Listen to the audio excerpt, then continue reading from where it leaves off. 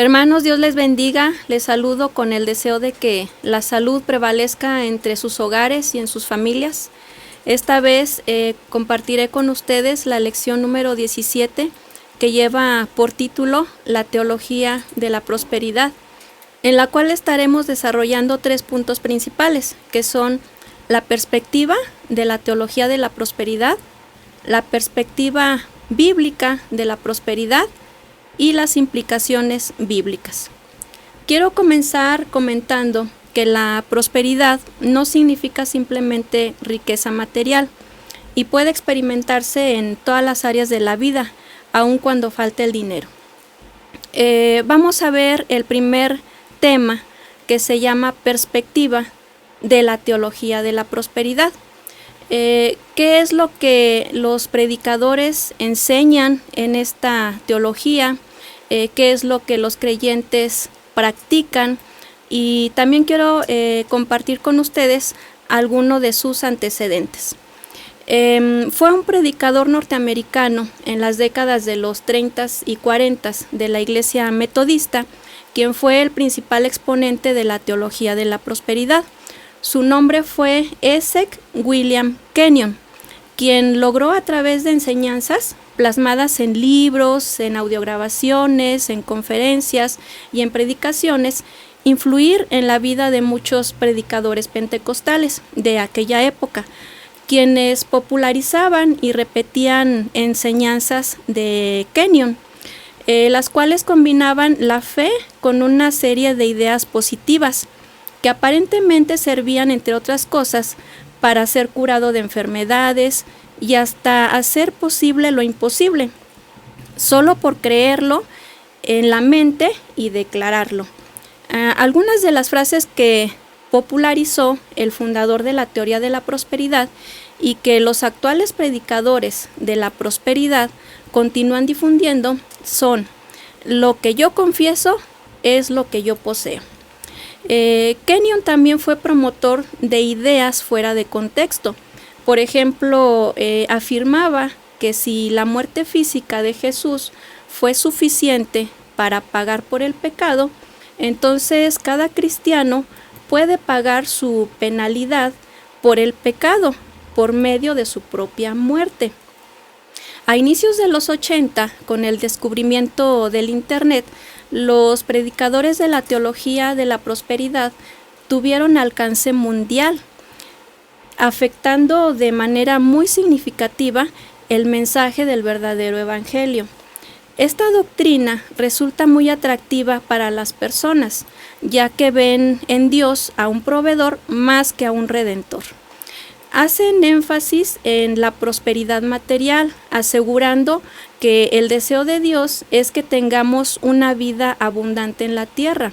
Afirman que la pobreza no es de Dios y que Dios quiere que prosperemos porque Cristo lo pagó. Todo se trata de promesas terrenales. Entre sus postulados podemos mencionar los siguientes. El sufrimiento es producto de la falta de fe. Esta teología de la prosperidad asegura que solo hay que activar la fe con la frase créelo y recíbelo, y automáticamente el sufrimiento y el dolor desaparecerá. De hecho, para uno de los pioneros del Evangelio de la prosperidad, la fe era algo que obligaba a Dios a hacer lo que nosotros deseáramos. Como la lengua tiene tanto poder, cualquier cosa que pronunciáramos en el nombre de Jesús lo recibiríamos como una fórmula mágica. Pero nosotros no tenemos ningún derecho en exigirle a Dios. No es algo que deba caracterizarnos a los cristianos, e incluso es ofensivo para Dios, ya que Dios es soberano sobre toda su creación. Otro de sus postulados es que la pobreza es una maldición. Los predicadores de esta teología de la prosperidad enseñan que esa pobreza hay que romperla con declaraciones en las que se cancelan deudas y se abren puertas de bendición. Afirman también que cuando se les enseña a los creyentes que la carencia es un proceso por el cual nosotros debemos aprender a depender de Dios, estamos siendo engañados por el enemigo. Otro de sus supuestos es que la enfermedad es por falta de fe, o por un pecado oculto, o porque se ha hecho una declaración negativa, o porque simplemente no ha dado una ofrenda especial para ser sanado. Según los predicadores de esta teología, debemos exigirle a la enfermedad que se vaya del cuerpo, ya que si creemos y confesamos, seremos sanos. También confirman que el creyente no debe experimentar enfermedad porque Cristo lo pagó. Otro de los postulados es la ley de la siembra y la cosecha.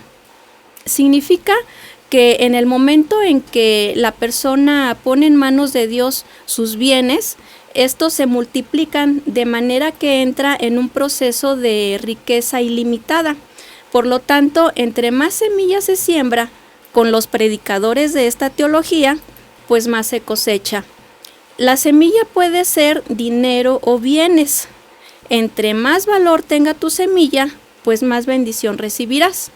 Afirman que todo el reino de Dios opera según los principios de plantar, sembrar y cosechar, usando el método del 100 por 1, que según ellos es el principio de Dios, de acuerdo al texto de Marcos capítulo 10. Es decir, que todo lo que plantes debes esperar un retorno de 100 veces más de lo que das. Los pactos de fe son también parte de esta doctrina y afirman que si el hombre hace un pacto con Dios, entregando una buena cantidad de dinero, asegura que se recibirá la bendición del Señor. Esta es la forma en cómo se puede ser sano o salir de una situación difícil. Incluso también se puede pactar en nombre y a favor de otras personas que estén atravesando por dificultades, y motivan a los creyentes a sellar la palabra de Dios que se recibe en una predicación con dinero antes de que otro lo haga y le arrebate la bendición. A estos pactos también se les llaman promesas de fe. Y al respecto, hermanos, el hombre no puede hacer pactos con Dios, no debe de hacer el hombre pactos con Dios. Más bien, Dios es quien determina con quién hacer un pacto.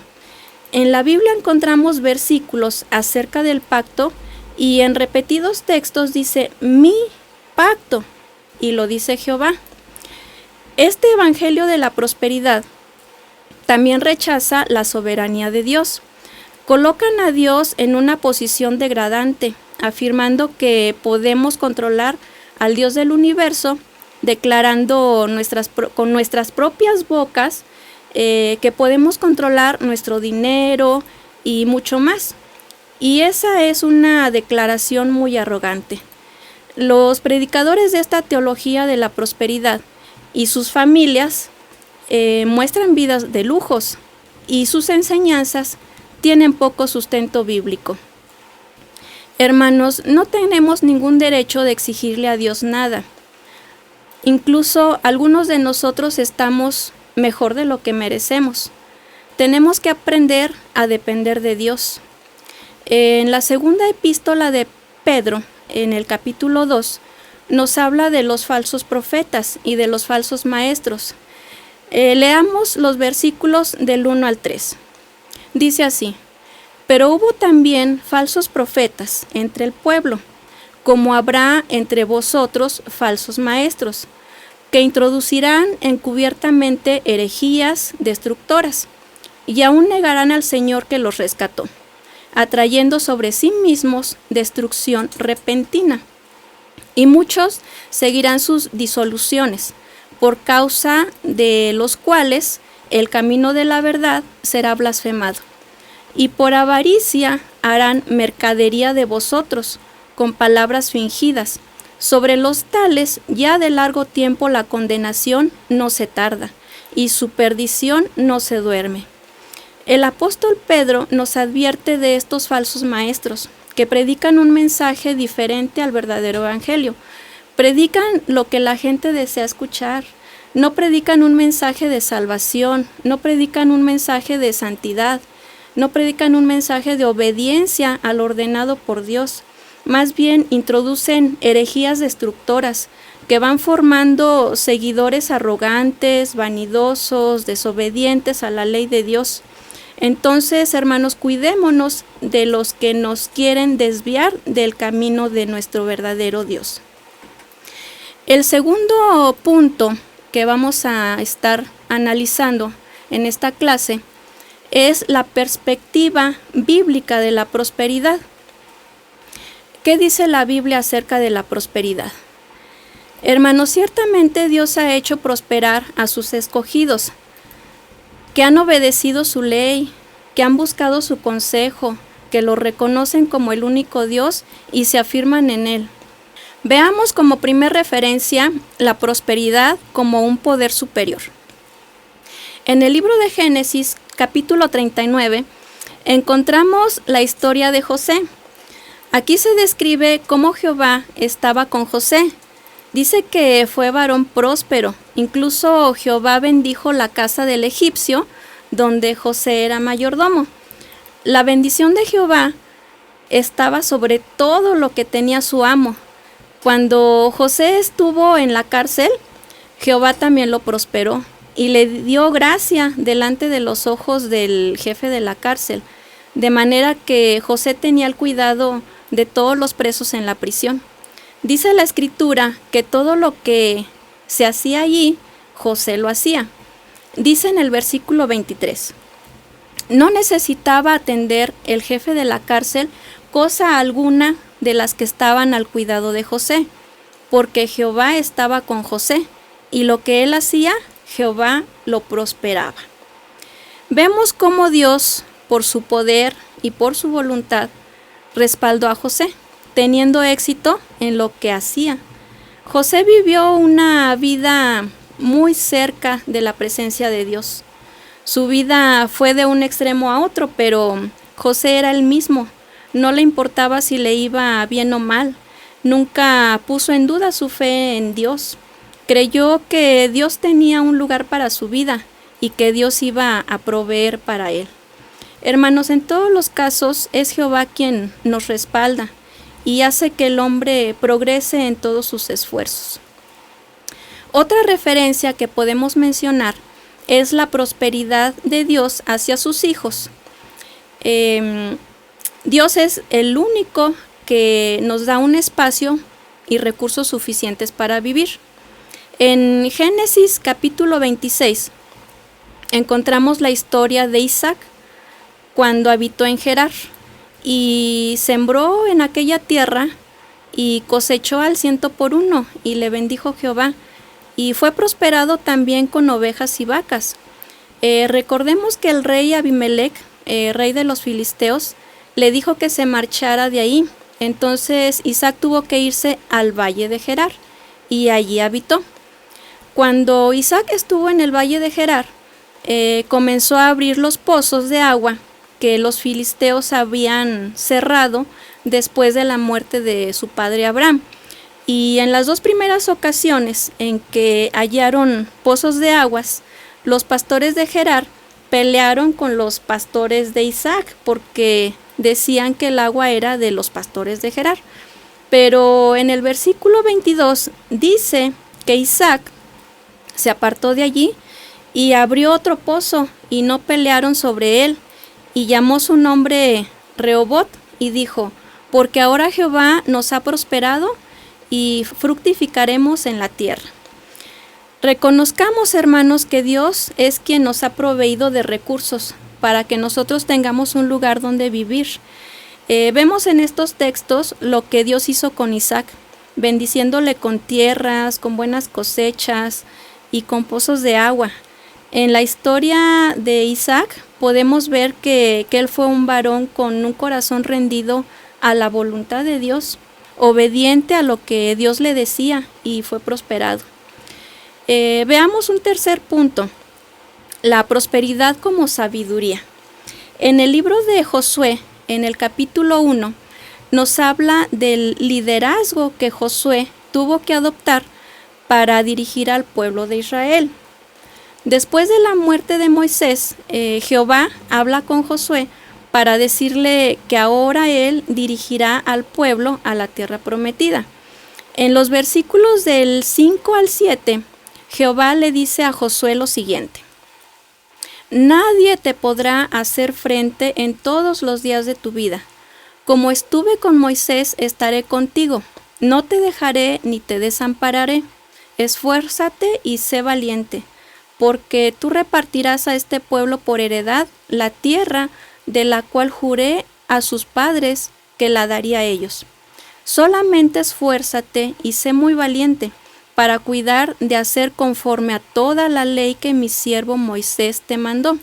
No te apartes de ella ni a diestra ni a siniestra, para que seas prosperado en todas las cosas que emprendas. Quiero hacer énfasis en esto que Dios le dice: haz conforme a toda la ley que mi siervo Moisés te mandó, y estaré contigo, no te desampararé, y serás prosperado en todo lo que emprendas. Hermanos, qué instrucción tan clara le da Dios a Josué. ¿Qué sucedería si nosotros hiciéramos lo mismo? Si guardásemos, si meditáramos y obedeciéramos la palabra de Dios, seguramente seríamos respaldados y prosperados como Dios lo hizo con Josué. Dios lo guió, Dios lo dirigió, le dijo qué hacer, le dio sabiduría para actuar. En Proverbios capítulo 1, en el versículo 7, dice que el principio de la sabiduría es el temor de Jehová. Otra perspectiva bíblica de la prosperidad es la prosperidad como progreso constante. En el libro de Daniel, en el capítulo 6, encontramos cómo Dios prosperó a Daniel durante el reinado de Darío y el reinado de Ciro el Persa. Dice este capítulo que el rey Darío pensó en poner a Daniel sobre todo su reino, para que los sátrapas y gobernadores diesen cuenta a Daniel en todo lo relacionado al reino. Sin embargo, estos gobernadores y sátrapas buscaban ocasión para acusar a Daniel, pero nunca encontraron en él ninguna falta, porque él era fiel a Dios, porque esa obediencia y esa determinación de servir al Dios único y verdadero le ayudó para que Dios le prosperara. El mismo rey Darío reconoce la soberanía de Dios en los versículos 26 y 27. El rey dice lo siguiente: de parte mía es puesta esta ordenanza, que en todo el dominio de mi reino todos teman y tiemblen ante la presencia del Dios de Daniel, porque Él es el Dios viviente y permanece por todos los siglos, y su reino no será jamás destruido, y su dominio perdurará hasta el fin. Él salva y libra y hace señales y maravillas en el cielo y en la tierra. Él ha librado a Daniel del poder de los leones. Y este Daniel prosperó durante el reinado de Darío y durante el reinado de Ciro el Persa. Hermanos, el profeta Daniel se caracterizaba por ser sabio, por ser misericordioso, de buena conducta, sensible a la voz de Dios, con un corazón apartado para Dios. Por ello vemos a Daniel de victoria en victoria. La vida de Daniel nos desafía a vivir ese estilo de vida irreprensible cerca del Señor. Otra representación bíblica de la prosperidad, directamente relacionada con los bienes, con el dinero y el impío, la podemos encontrar en el libro de Job, en el capítulo 15, en los versículos 25 y 29, que dice lo siguiente: por cuanto él extendió su mano contra Dios y se portó con soberbia contra el Todopoderoso, no prosperará ni durarán sus riquezas, ni extenderá por la tierra su hermosura. Hermanos, quiero resaltar lo siguiente. Dice: por cuanto extendió su mano contra Dios y se portó con soberbia contra el Todopoderoso, por eso el impío no será prosperado. Hermanos, sabemos que la soberbia es algo que Dios aborrece. Lo encontramos en Proverbios capítulo 6, en el versículo 17. Tengamos cuidado con ello y no ofendamos a Dios ni a nuestro prójimo con esa actitud, porque así no seremos prosperados. Hermanos, hemos visto en los primeros 4 ejemplos la prosperidad de Dios para con José, Isaac, Josué y Daniel, teniendo en común cada uno de ellos la obediencia a la ley de Dios, su firmeza conservada en los caminos de Jehová, su fe puesta en el Dios único y verdadero. También vimos bajo qué términos el hombre no puede ser prosperado. Vamos a ver ahora las implicaciones bíblicas de la prosperidad. ¿Qué es lo que implica o qué es lo que nos hace partícipes y merecedores de las bendiciones y la prosperidad de Dios? Implica que no debemos ignorar que la economía depende en mucho del contexto social y político de las personas, mientras que la prosperidad depende de Dios. Implica ser fieles, firmes y constantes en la palabra de Dios. En el libro de Hebreos, en el capítulo 11, que tiene por título Por la fe, dice que por la fe entendemos que el universo fue formado por la palabra de Dios. Por la fe, Noé construyó un arca para salvar a su familia. Por la fe, Abraham, que había recibido las promesas, fue puesto a prueba y ofreció a Isaac, su único hijo. Por la fe, Moisés, ya adulto, renunció a ser llamado hijo de la hija del faraón. Por la fe, el pueblo cruzó el Mar Rojo como por tierra seca. Por la fe cayeron las murallas de Jericó. Por la fe se conquistaron reinos. Hermano, no leí todo el capítulo, pero encontramos una serie de ejemplos de aquellos quienes fueron fieles en situaciones difíciles. Esto nos anima a permanecer siempre fieles. La prosperidad de Dios para con sus hijos también implica que aún en circunstancias difíciles tengamos nuestra confianza puesta en Jehová, nuestro Dios. Hablemos de Job, un personaje que toma muy en cuenta la teología de la prosperidad y quienes desde su punto de vista, desde su óptica, Job estaba en pecado. Pero la verdad es que deberíamos de considerar a Job en un medio de prosperidad. Job, un varón temeroso de Dios, a pesar de las circunstancias, fue fiel a Jehová y es un ejemplo para nosotros. Quiero concluir con esto, hermano. Cuando usted ayude a su hermano, hágalo por amor a Jehová y por amor a su prójimo. No lo dé por interés, no lo dé esperando, declarando y exigiendo que Jehová le bendiga 100 veces más, como lo promueven algunos predicadores. Identifique estas expresiones. Declaramos cielos abiertos, recibe tu milagro hoy mismo, pacta con Dios, créelo y recíbelo, siembra y cosecharás, rompe con la maldición, tu mejor vida ahora. Estas y otras frases semejantes son usadas por los predicadores y seguidores de la teología de la prosperidad. Tenga en cuenta que el problema no es ser rico o pobre, sino la actitud de nuestro corazón hacia el dinero, es decir, la avaricia. Independientemente de nuestro patrimonio, hermanos, todos somos responsables de ser buenos y fieles administradores de lo que Dios nos da. Recuerde que la seguridad no está en el dinero, sino en la fuente de su provisión, que es Dios. El comentario de un hermano dice que el Evangelio de Dios no está a la venta, que las bendiciones de Dios no están a la venta, ni los milagros. Finalizo con el siguiente texto, hermanos, que se encuentra en Proverbios, capítulo 11, en el versículo 24.